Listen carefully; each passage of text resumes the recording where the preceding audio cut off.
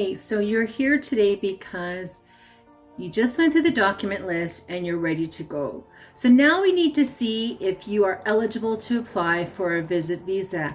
We are going to step you through the process to see about your eligibility and how you can move forward. But first, if you are new here and you are interested in migrating to Canada for whatever reason or visiting, we are here to step you through the way. So today, like I said, we're going to see about your eligibility. Subscribe to my channel, click the notification bell so you don't miss any of our upcoming videos, and stay tuned as we walk you through the eligibility process.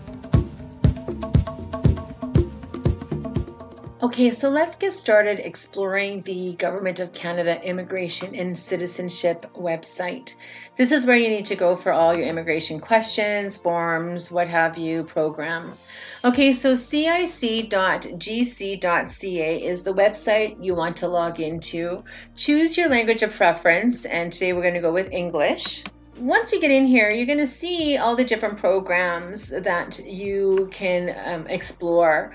Okay, so you have your application. This is once you are actively applying. You have visit, you have to immigrate, work, study, citizenship, new immigrants, Canadians, refugee and asylum, enforcement and violations. And those are particularly the starting point of your exploration here. So right now we're just going to go into a visit visa, and let's learn about that. And let me just discuss a few things that is very important for you to know before considering visiting Canada as a visitor. Okay, so stay in Canada as a visitor, find information about visiting from outside of Canada. So let's go in there first. There's some really valuable information in here that I want to share with you. Okay, so you visit Canada. And so we go down a little further, and there's many different areas. Find out if you need a visa. This would be the first place that you would definitely want to go. So let's go in there and see if you truly need a visa.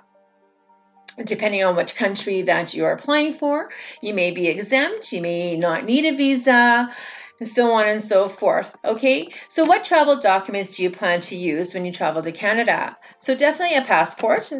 It's a very, very, very important document to have when you travel. All countries require it. The next question, select the country code that matches the one on your passport. So I'm going to go with Nigeria because most of my followers are from Nigeria, and also I'm a permanent resident there. I'm very familiar with the country. So let's go to the next question. Okay. Are you a dual Canadian citizen? No. Next question. Are you a lawful permanent resident of the U.S.? And do you have official proof of this status, such as a green card? Not in this case, no. What do you plan to do in Canada? Let's just go for now as a tourist. Okay, yes. Nigerians do need a visa, okay, for visits up to 6 months for most purposes. $100 is the visa application fee, okay? So let's go and get the details about the visit visa.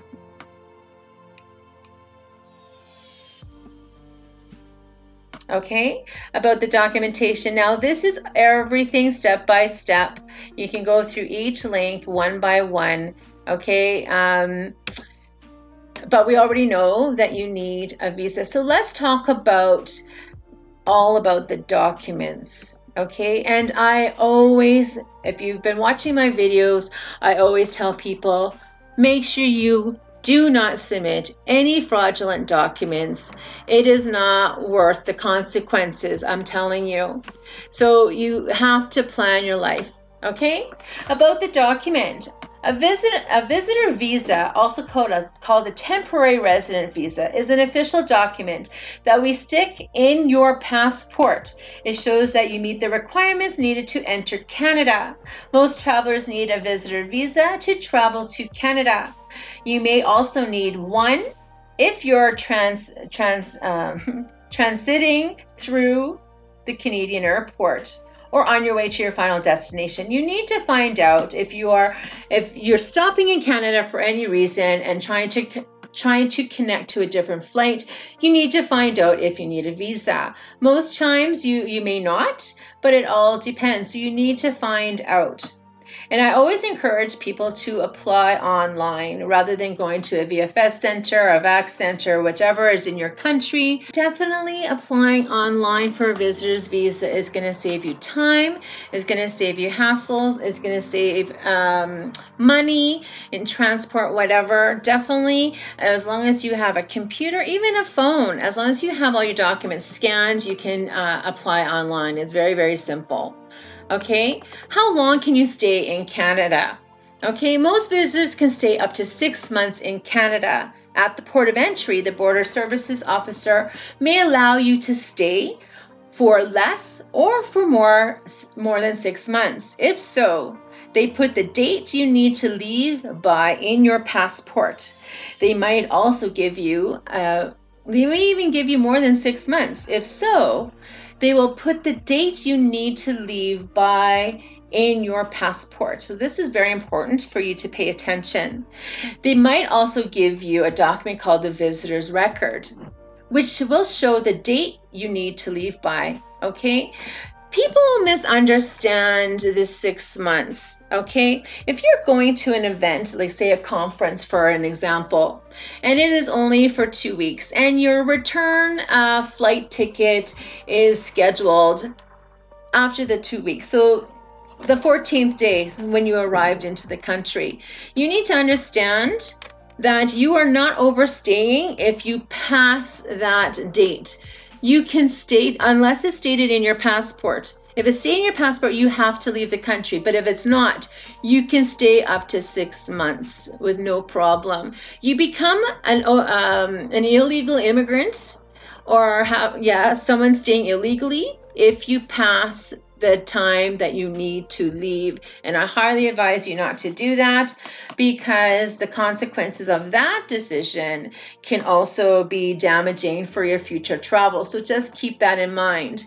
So if you don't get a stamp in your passport, you can stay for 6 months from the day you entered into Canada or until your passport expires, whichever comes first. If you need a stamp, you can ask at the Border Service Officer for one. If you arrive at an airport that uses primary inspection kiosk, ask the Border Officer after you finish at the kiosk. Okay, so very, very important. Communicate, know what you want. Okay, make sure you need a visitor's visa before you apply. Most African countries are going to definitely need a visa to be able to enter into Canada. Okay, so you may need a visitor's visa or an electronic travel authorization, which is something different, to enter into Canada. And it depends on the type of travel documents you have, that you plan to travel with, the country that issued your travel documents, your nationality, your method of travel to Canada for the trip. Okay, so we did a review. I showed you where you need to go to find out if you need a visa, and you might want to do that before you even consider doing an application. That's the first and foremost thing that you need to do. And let's quickly go into who can apply, and that is you have to have a valid travel document, like a passport, be in good health, have no criminal record or immigration-related convictions, convince an immigration officer that you have ties, such as a job, home, financial assets, or family that you need to return to. These are very, very important, and that comes down to your documentation. We will discuss that at another time. Okay, so they need to be convinced that you're going to leave the country after your stay. Okay, you really need to convince them. You have to show that you have enough money to be in the country and support yourself without being a burden on our Canadian system. Okay, the amount of money you will need depends on how long you're going to be there. Okay, you cannot work without having a work permit. You cannot work on a visit visa. You need to understand that, okay? You may also need a medical exam or a letter of invitation from someone you know in Canada, okay? And, some people are not allowed to enter Canada because of criminal activity, human rights violations, organized crime, things like that is very important. If you don't be truthful in your application, they will find out. It's that simple, okay? And then the minors traveling to Canada, make sure you do what you need to do for them to arrive to be traveling with you or to be traveling with someone else.